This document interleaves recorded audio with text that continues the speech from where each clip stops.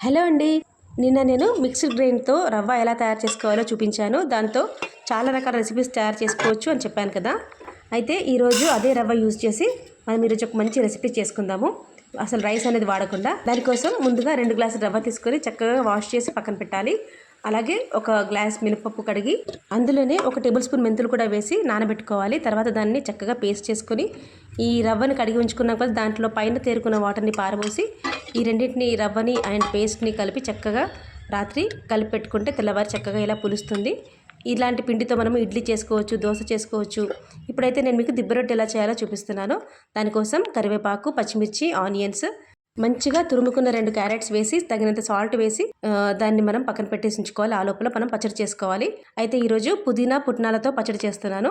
దానికోసం 1 table spoon oil వేసి screen మీద చూపిస్తున్న ఇంగ్రీడియంట్స్ అన్ని ఒకదాని తర్వాత ఒకటి వేసి చక్కగా రోస్ట్ చేసుకోవాలి. తర్వాత తగినంత ఉప్పు వేసి వాటర్తో చక్కగా పచ్చడి రుబ్బుకోవాలి. దీనికి మనం పోపు పెట్టుకొని పక్కన పెట్టుకుంటే ఈ దిబ్బ రొట్టెకి ఈ పచ్చడి చాలా టేస్టీగా ఉంటుంది. ఈ విధంగా ఒక మందపాటి కడాయి తీసుకొని ఇందాక కలిపి ఉంచుకున్న ఈ పిండిని 1 టేబుల్ స్పూన్ ఆయిల్ వేసి చక్కగా పరుచుకోవాలి.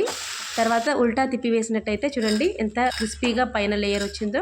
కొద్దిగా ఆయిల్ వేసుకొని రెండో సైడ్ కూడా కాల్చుకుంటే చక్కటి దిబ్బ రొట్టి తయారైపోతుంది. పైన క్రిస్పీగా లోపల చక్కగా ఉడికిపోయి చాలా టేస్టీగా ఉంది. దీన్ని నేను ఇందాక చేసిన పుదీనా పుట్నాల పచ్చడి ఇంకా ఉల్లికారంతో సర్వ్ చేశాను.